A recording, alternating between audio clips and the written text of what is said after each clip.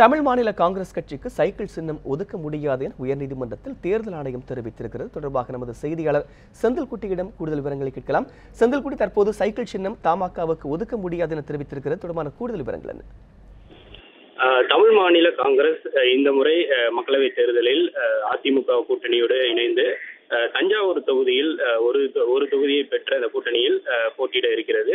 இந்த நிலையில் தங்களுக்கு சைக்கிள் சின்னத்தை நிரந்தரமாக ஒதுக்கம் செய்ய வேண்டும் என்ற கோரிக்கையை வைத்து தேர்தல் ஆணையத்திற்கு உத்தரவிட கோரியும் சென்னை உயர்நீதிமன்றத்தில் தமிழ் மாநில காங்கிரஸ் மூப்பனார் கட்சி சார்பாக வழக்கு தொடரப்பட்டிருந்தது. இந்த வழக்கு இன்று நீதிபதிகள் மணிக்குமார் மற்றும் சுப்பிரமணிய பிரசாத் அமர்வில் விசாரணைக்கு எடுத்துக் கொள்ளப்பட்டது.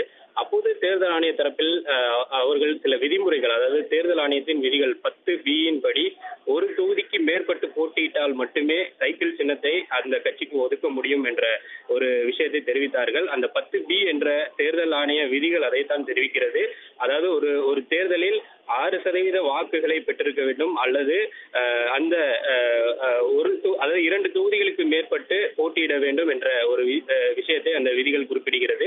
அவ்வாறு இல்லாமல் தற்போது ஒரு தொகுதிகள் மட்டுமே தமிழ் மாநில காங்கிரஸ் போட்டியிடுவதால் இந்த சைக்கிள் சின்னத்தை அவர்களுக்கு ஒதுக்க முடியாது என்ற விஷயத்தை தேர்தல் ஆணைய தரப்பில் தெரிவிக்கப்பட்டது.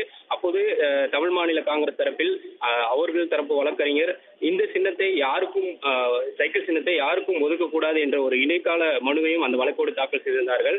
அந்த மனுவை தாங்கள் வாபஸ் பெறுவதாகவும் தஞ்சாவூர் தொகுதிக்கு மட்டும் சைக்கிள் சின்னத்தை ஒதுக்க உத்தரவிட வேண்டும் என்ற ஒரு கோரிக்கையும் வைக்கப்பட்டது. இந்த வாதங்களை எல்லாம் கேட்ட நீதிபதிகள் தஞ்சாவூர் தொகுதிக்கு சைக்கிள் சின்னம் இடைக்காலமாக வழங்கக்கூடிய அந்த கோரிக்கையை தள்ளுபடி செய்து உத்தரவிட்டனர்.